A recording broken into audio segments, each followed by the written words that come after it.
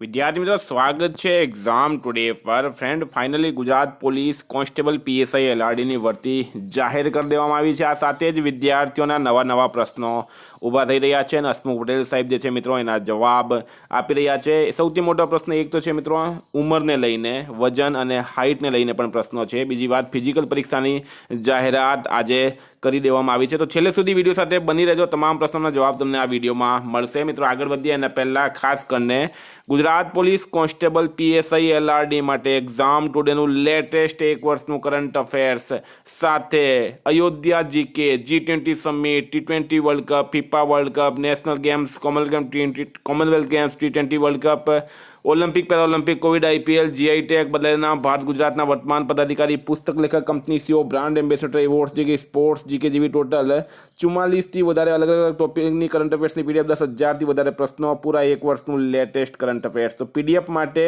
માત્ર ₹250 9510411961 પર Google pay, PhonePe, Paytm કંઈ પણ કરો, સ્ક્રીનશોટ મોકલી આપો, 2 મિનિટમાં પીડીએફ મળી જશે। ગઈ તમામ એક્ઝામમાં 100% કરંટ અફેર આપણું પૂછાયું છે। એક્ઝામ ટુડેના કરંટ અફેર્સમાંથી તમામ એક્ઝામમાં 100% કરંટ અફેર્સ પૂછાયું છે। તો ફ્રેન્ડ આપણે ટોપિક પર આવીએ। સૌથી મોટી વાત કે ગુજરાત પોલીસ ભરતીને લઈને, માર્કશીટને લઈને ખૂબ જ વધારે કન્ફ્યુઝન થઈ રહ્યું છે, બરાબર। તો હસમુખ પટેલ સાહેબ આજે સ્પષ્ટતા કરી કે કોઈ ઉમેદવારે ધોરણ 12 કે તેની સમક્ષ પરીક્ષા એકથી વધુ પ્રયત્ને પાસ કરી હશે તો છેલ્લા પ્રયત્નની માર્કશીટ મુજબ અરજીમાં નામ લખવાનું રહેશે તથા તેને અપલોડ કરવાની રહેશે। જો તમે 1, 2, 3, 4 કોઈ બી કેટલા બી એકથી વધારે ચાન્સમાં જો તમે એક્ઝામ પાસ કરી હોય 12માની, તો બરાબર, તો જે છેલ્લી માર્કશીટ રહેશે એ પ્રમાણે તમારે નામ લખવાનું છે અને એને અપલોડ કરવાની રહેશે। બીજું કે ધોરણ 12ની પરીક્ષાને બદલે 12 સમક્ષ પરીક્ષા પાસ કરનાર જે વ્યક્તિ છે તો પરીક્ષાની છેલ્લી માર્કશીટ પ્રમાણે અરજીમાં નામ લખવાનું રહેશે તથા તે માર્કશીટ અપલોડ કરવાની રહેશે। 12 સમક્ષ હોય તો તે પણ આ જ માર્કશીટ જે છે મિત્રો છેલ્લી માર્કશીટ અપલોડ કરવાની રહેશે।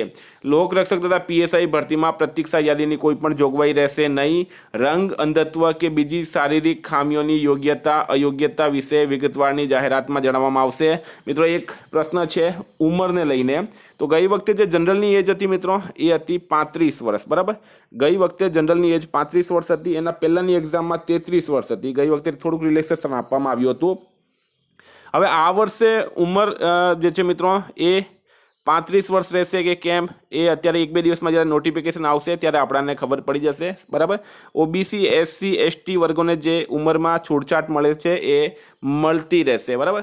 રંગ, અંધત્વ કે બીજી શારીરિક ખામીઓની યોગ્યતા અયોગ્યતા વિશે વિગતવારની જાહેરાતમાં જણાવવામાં આવશે। એટલે કે ઓજસ પર જ્યારે પણ નિયમોની લિસ્ટ બહાર પડશે, નવું નોટિફિકેશન બહાર પડશે તો તમામ પ્રશ્નોના જવાબ તમને મળી જશે।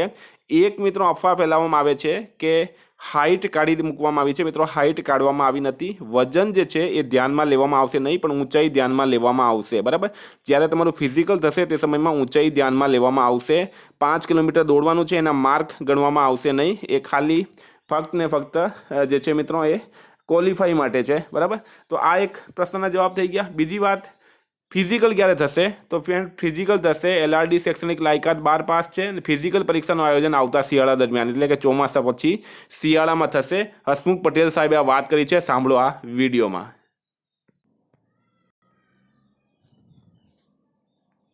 ચોમાસા પછી જ આની શારીરિક કસોટી લઈ શકશો એવું અત્યારે મને જણાય છે।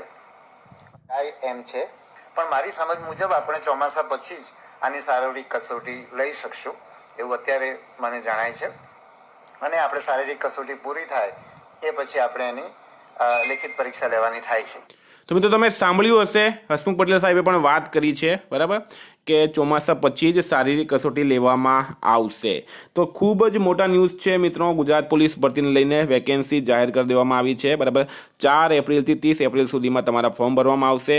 કરંટ અફેર્સ માટે 9510411961 પર કોન્ટેક્ટ કરો। તમારા બીજા કોઈ પણ પ્રશ્ન હોય તો કમેન્ટ બોક્સમાં જણાવજો। થેન્ક યુ, ફરી મળીશું નવા વિડીયો સાથે। જય હિન્દ।